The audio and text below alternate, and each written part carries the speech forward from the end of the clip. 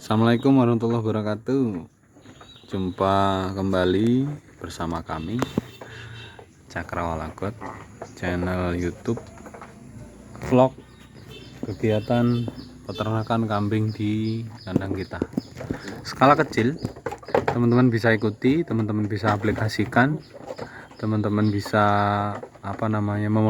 memodifikasi ini sesuai dengan keinginan teman-teman. Insya Allah berhasil.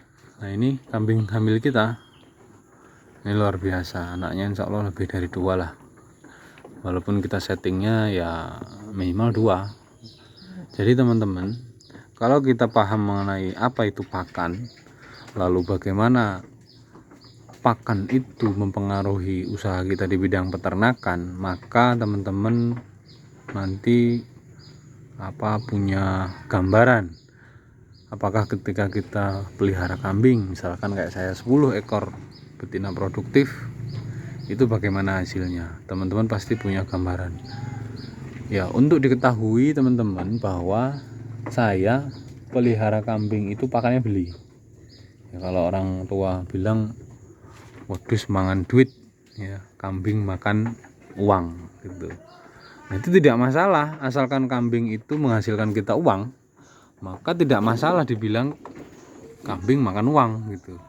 Ketika kita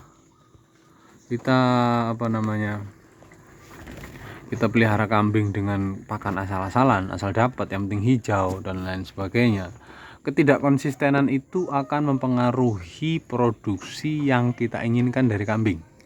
Ya, ketika kita menginginkan kambing ini untuk, "Hei kambing, berikan saya anak-anak yang bagus bagi saya," tapi pakannya tidak sesuai dengan yang seharusnya dibutuhkan kambing, maka ya itu nanti teman-teman akan menemui banyak sekali kendala, yang kambingnya cacat, tidak bisa berdiri seperti ini nih kambing ini ya.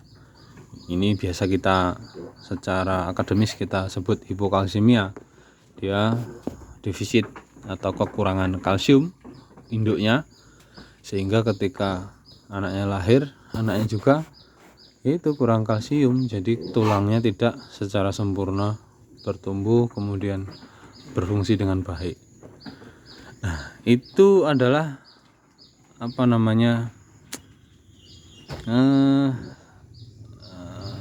bisa kita bilang belum rezekinya begitu ya. Itu namanya orang yang ceroboh gitu ya. Jadi kita menginginkan kambing itu menghasilkan sesuatu ke kita, misalkan anaknya nanti dijual untuk kebutuhan, nanti uangnya hasilnya untuk kebutuhan hidup kita, tapi kita tidak benar-benar mencukupi kebutuhan kambing kita gitu loh. Jadi ya mustahil kita mampu memproduksi anak-anak bagus terus secara nilai jual tinggi, ya mustahil. Mungkin teman-teman bisa dapat hasil banyak dari kambing, tapi kambing-kambing yang mahal untuk kontes, untuk kambing-kambing yang dibeli oleh penghobi ya. Tapi kalau dari sisi bisnis, apakah hobi itu bisa menghidupi kita? Bisa, saya akui itu bisa, cuma sejauh mana kan begitu. Kalau tren itu sudah hilang ketika semua orang bisa memiliki, bisa merawat, ya selesai gitu. Nah, yang akan terus menerus dibutuhkan orang adalah daging ya. Banyak orang suka sate, banyak orang suka gulai, banyak orang seneng daging kambing, banyak orang melahirkan dan butuh akikah bagi yang muslim, banyak orang yang punya niat untuk kurban saat musim kurban. Nah, kita itu kan melihatnya sebagai masalah. Tidak semua orang bisa pelihara kambing untuk dijadikan kurban di momen kurban. Kemudian tidak semua orang bisa pelihara kambing untuk sebagai akikah ketika anak mereka lahir. Nah, orang-orang yang tidak bisa pelihara kambing sendiri itu menjadi masalah ketika mereka butuh kambing. Nah, masalah itu kita jawab dengan menyediakan kambing, lalu menukarkan kambing kita dengan uang yang mereka punya. Nah, uang yang kita punya ini nanti diputar kembali gitu loh ya, untuk bertahan hidup kita, untuk ngasih makan kambing juga yang lain. Kan usaha tuh kan begitu konsepnya teman-teman. Jadi tahan dulu, tunggu dulu bicara soal untung ketika kita secara tidak jujur memberikan kambing pakan yang tidak sesuai keinginan atau kebutuhan mereka. Jadi jangan dulu lihat sisi bisnisnya kalau kita tidak mampu memberikan apa yang dibutuhkan kambing, gitu loh. Ya, jadi apa yang dibutuhkan kambing? Pakan yang bagus, tempat tinggal yang layak, kan gitu. Nah, ketika dua itu sudah kita penuhi, pakan bagus, ya, kemudian tempat tinggal yang layak, ya insya Allah menghasilkan, ya. Karena kambing itu tidak pernah bohong kepada kita. Ketika kita berikan yang terbaik bagi mereka, maka mereka akan memberikan yang terbaik bagi kita. Kalau kita berikannya asal-asalan, ya kambing itu akan asal-asalan, gitu loh. Ya, jadi kambing tidak pernah bohong kepada kita. Kita yang sering bohong pada kambing. Ya, ngakunya sudah dikasih makan, tapi kambingnya kalau lihat orang masih bengak-bengok.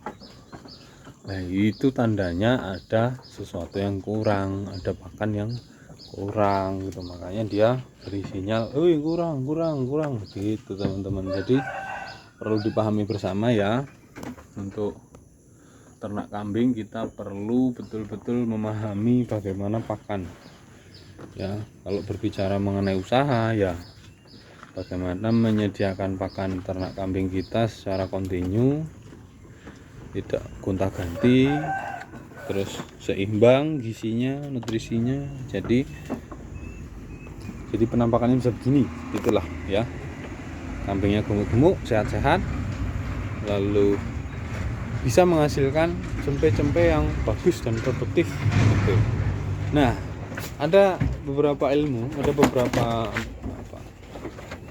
praktisi akademis yang meneliti tentang bagaimana pakan itu bisa mempengaruhi jantan dan betina keturunan, ya. Jadi teman-teman, itu beberapa ilmu yang luar biasa. Ini adalah kambing yang saya uji coba untuk memunculkan rasio jantan lebih tinggi daripada rasio betina. Maksudnya angka kelahiran jantan lebih tinggi daripada angka kelahiran betina pada populasi atau pada jumlah kambing yang kita pelihara. Jadi di kelahiran pertama saya treatment pakan saya. Nah, ini sebelum kawin sudah saya treatment pakan itu sampai 2 minggu pasca kawin, kemudian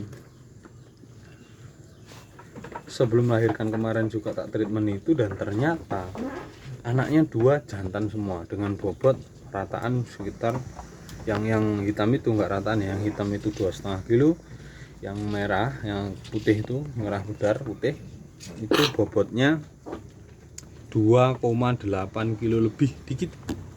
Nah, itu luar biasa. Kalau kita bisa optimalkan secara manajemen nutrisi, bobot lahir segitu, umur 6 bulan nanti sudah 30 kilo ke atas ya teman-teman. Nah, ini mau coba, aku betul-betul konsen terhadap pakan. Nah, kalau memang bisa begitu, maka luar biasa. Nanti ilmunya saya share. Tidak ada yang kita rahasiakan, kita share semua. Saya tidak peduli berapa yang nonton video saya, apakah itu nanti ini bisa dimonetize untuk bisa dapat duit gitu. Saya tidak peduli soal hal itu, karena fokus concern saya di usaha peternakan untuk menghasilkan uang gitu ya teman-teman.